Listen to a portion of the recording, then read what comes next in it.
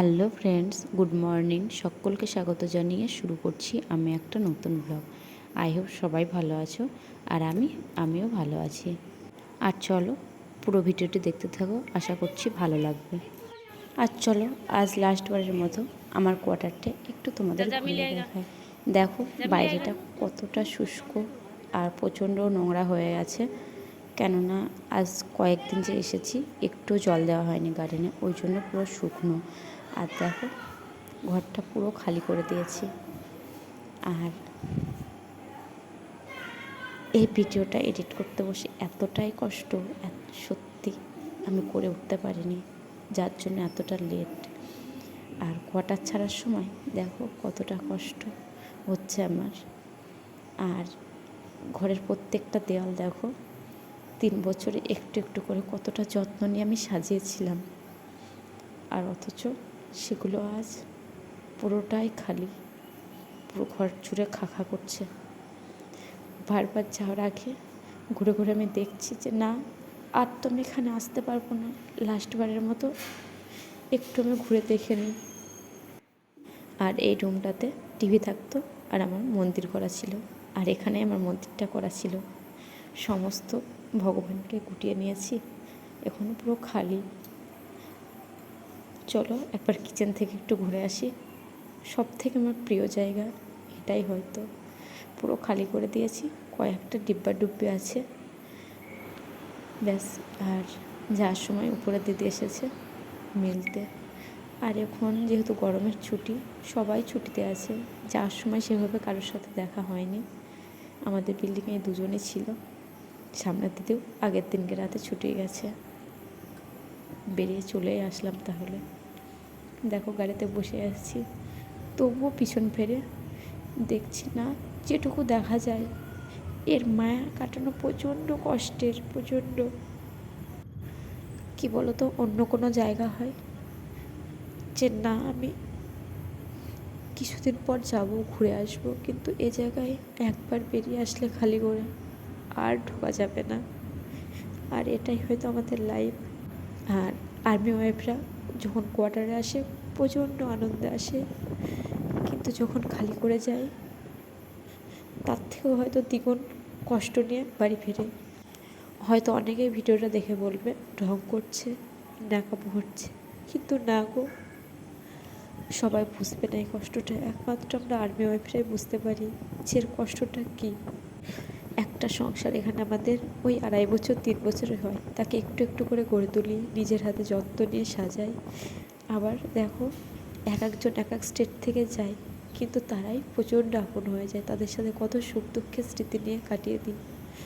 কিন্তু 2.5-3 বছর পরে সবই স্মৃতি হয়ে যায়, চোখের সামনের কিছুই থাকে না। দেখো ক্যান্ট ছেড়ে চলে এসেছি, এখন স্টেশনে ট্রেনে উঠে পড়েছি। আর ভালো লাগেনি কিছু ভিডিও করতে।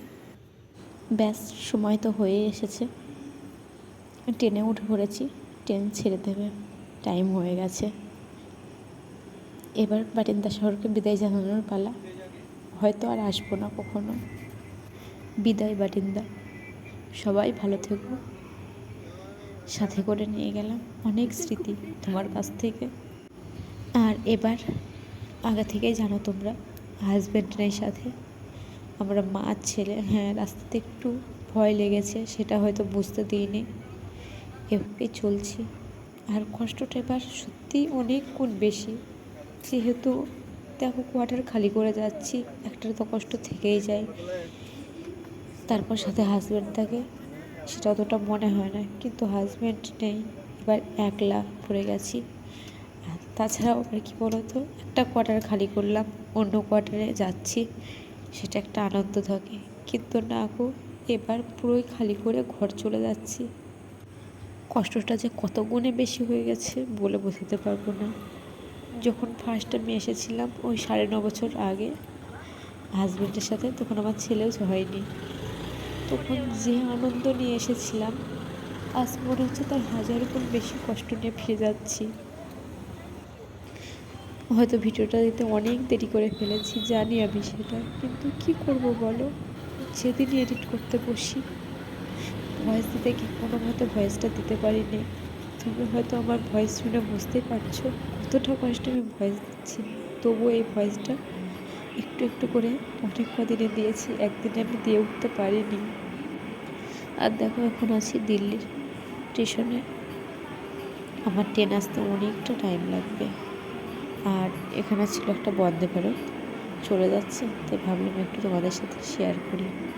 আর ভেবেছিলাম দেরি যেহেতু হয়ে গেছে আর ভিডিওটা তোমাদের সাথে শেয়ার করব না, কিন্তু কি বলো তো, তারপর ভাবলাম যে না, শেয়ার করি, কিছু হোক বা না হোক, অন্তত লাস্ট টাইম স্মৃতি হিসেবে এটা হয়তো থেকে যাবে। যখন মন চাইবে একটু খুলে দেখতে পাবো, ব্যাস এটুকুই, আর কিছু না। আর দেখো এদিকে রাজধানীতে উঠে পড়েছি, আর বিকেলের খাবারও দিয়ে গেছে। খাবারে আছে বিকেলে একটা স্যান্ডউইচ, একটা কচুরি, এক প্যাকেট চিড়ে ভাজা, একটা পাটিসাই, আর সাথে ওই চায়ের কিট। চলো এখন এগুলো আস্তে আস্তে খাই। খাওয়ার পর একটু বসেছিলাম, দেখছি একটা প্লেন যাচ্ছে, তাই তোমাদের সাথে একটু শেয়ার করে নিলাম। রাজধানীতে ওঠার পর একটু স্বস্তি লাগছে।